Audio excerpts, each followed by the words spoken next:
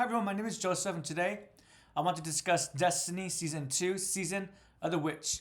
So Season of the Witch started on August 22nd, 2023, and it's going to be ending on November 28th, this next upcoming Tuesday. So everyone has seen my other reviews for the Season of the Deep and Season of the Defiance. One is probably going to notice a pattern that with each new review, I'm constantly mentioning that I am getting a bit Destinied out.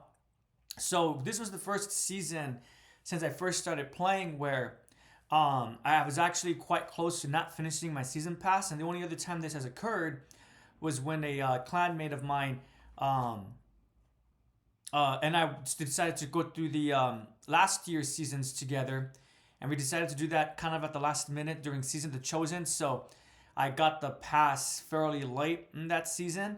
And so because of that, I don't think I finished, or maybe I did finish the season pass. I think I did, but it took a lot of effort because I only had about a week and a half to get to rank 100. So something similar to that occurred this time, but the major difference being is that I had the season pass from the get-go. So as soon as August 22nd came around, I did not need to purchase the season pass since I have the deluxe version that gives me the access to the full year, and thus there was really no excuse of me having to catch up. The reason why I needed to hasten my progress at the end was because I made the choice to not play Destiny as often as I used to. With my other seasonal gameplay, I usually got to about rank 120, 130 before the season ended. And this year, the last season, I got to I think Season of the Defiance, I got below 110. And then with Season of the Deep, I think it was around 105, 106, 105. And this time, as soon as I got to rank 100, so I got to 101. Not that I don't want to play anymore, but it's just that I stopped playing for right now since I'm done with the seasonal story. I already have everything I need for my Vanguard. I'm not done with the ranking up for the specific vendors, but personally, I'm not too. That was always just a happy coincidence if I did finish that. If I didn't finish it, I don't mind too much. Excuse me, I'm stumbling just because I want to use the correct words, the correct diction. And so yeah. So with that being said, it may sound like, well, obviously I didn't enjoy my time with this season. That's not necessarily true. The two activities, Altars of Summoning and the Altars of Summoning, and I forgot the name of the other one, but I did enjoy the two of them. I won't lie though, the other one where you have to choose between powerful, robust, and I forget the weakest setting. The powerful one did need to go in with the fire team, a specific fire team. It was quite difficult to do with the random team. I haven't tried since the season first launched. But the activities themselves, they were fun. I did enjoy the legendary. I did mostly legendary for the Savathun Spire. Oh, there we go. Savathun Spire and Altars of Summoning. Altars of Summoning is the one with the robust. I did do more of Savathun Spire than I did of Altars of Summoning. Excuse me, mostly because, again, powerful, well, as the name implied, was quite powerful, was quite difficult. And the story itself, I think it did start off quite intriguingly, but I'm not going to lie, I'm not the biggest fan of how it ends. So I was expecting some more consequences from Eris becoming a hive god. And but it seems like by the end of this, she seems to be fine. She's no longer a hive god. She's reverted back to her human/guardian self. So we'll see if there's any consequences from utilizing hive magic.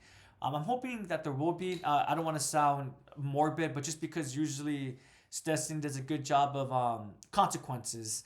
So we'll see what occurs from that. We also discovered that Savathun supposedly kept her promise. So she said she'll let us know how to go after the witness, but essentially she says she did let us know already. So her cryptic dancer.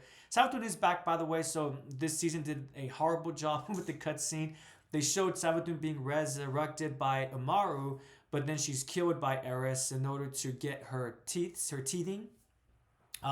So thus Eris becomes much more powerful, and then through a hive ritual, she's able to disconnect Zero Arath from her own throne world. Essentially, what this means is that Zero Arath is now mortal.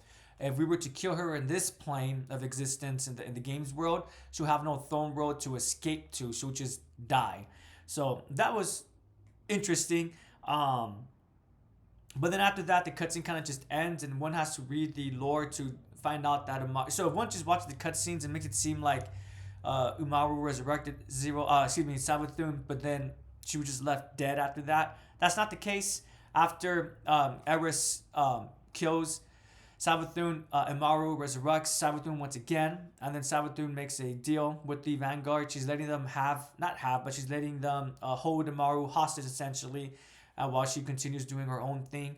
So Savathun is essentially probably in her throne world, separate from Umaru, while he's being forcibly stuck with the Vanguard. So that's how the seasonal story ends. Again, I do think it started off really promisingly, but the only reason for me personally why I didn't like how it ended was just because there seems to be a lack of consequence.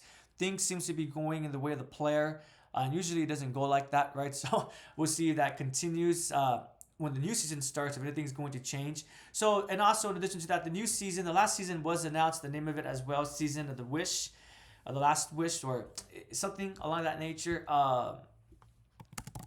Since I have my computer right here, Season of the Wish, that's what it's called.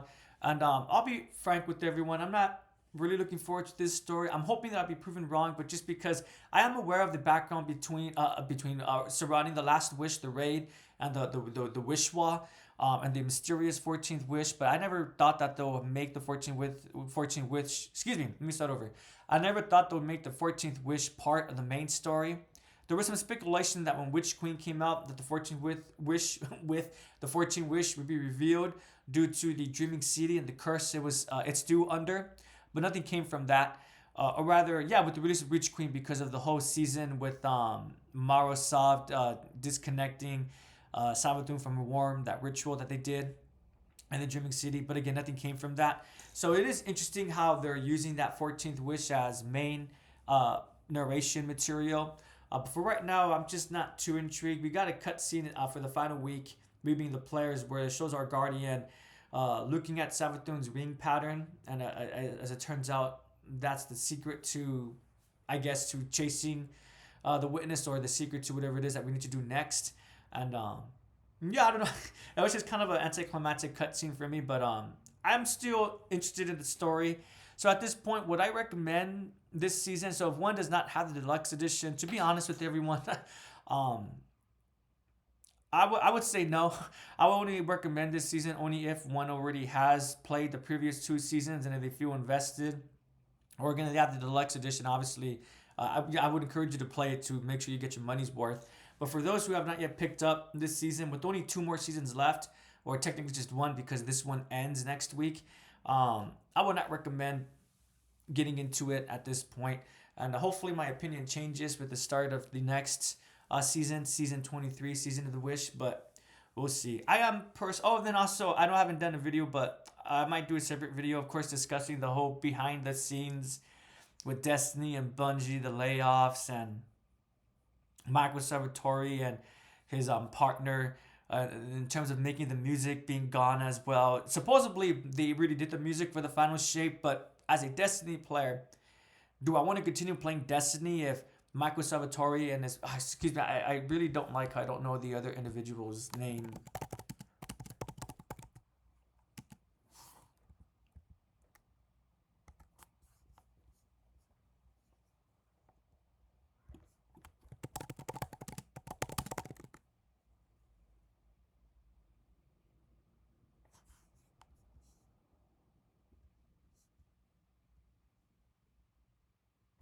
Excuse me, everyone. Everyone's talking about Michael Salvatore.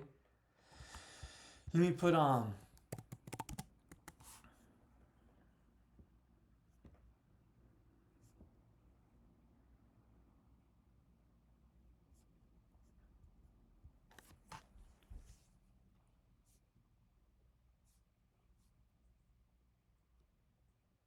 Here we go. Thank you for your patience, everyone. So they're both named Michael. So Michael Salvatore and Michael Seacrest?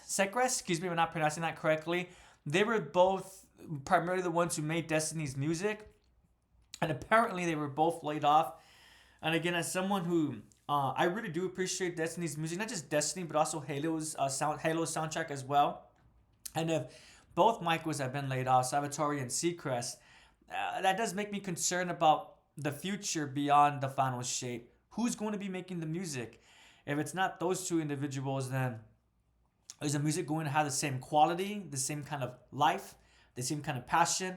But again, I think that's for a separate video. But thank you so much for watching. I do appreciate it. What do you guys think about this current season, Season of the Witch? Are you looking forward to the next season? Are you like me a little bit, finally starting to feel that Destiny burnout? As a quick reminder, I started playing with Beyond Light. So about a year and a half, 2 years, give or take. So I don't have that history that other Destiny players do. I am quite curious how they must be feeling. But again, that'll be for a separate video. Thank you so much for watching / listening. I hope you have a great day and take care. Before I go really quickly, thank you for your patience too. For some reason, I kept mispronouncing words with this video, especially with wish and with. And then right now, that word I didn't pronounce correctly. So excuse me. It might be because I haven't had my breakfast yet. So lesson learned. Don't make videos until I've had my breakfast. Thanks for your patience as always. I do appreciate it, and take care, everyone.